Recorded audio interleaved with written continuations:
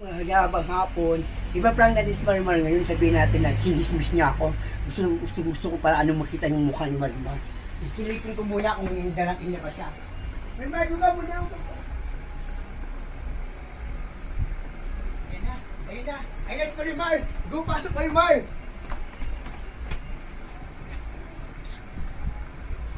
Na, pasok! Anong mga kaganapan yan? Ha? Ano mga kaganapan?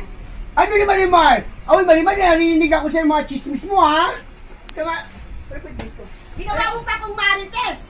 Oh, yan sabi. Ano yung sabi niya? Walang Sabi mo, sweldo. Walang sweldo ang marites, die. Oh, yung walang sweldo. Chikahan lang yun. Ba't sinabi yung Kasabihan lang yun. Ba't pinapagkakalat mo na mga chismis mo? Ano ba yung sinasabi mo, ha? Ang dami mo sinasabi, ha?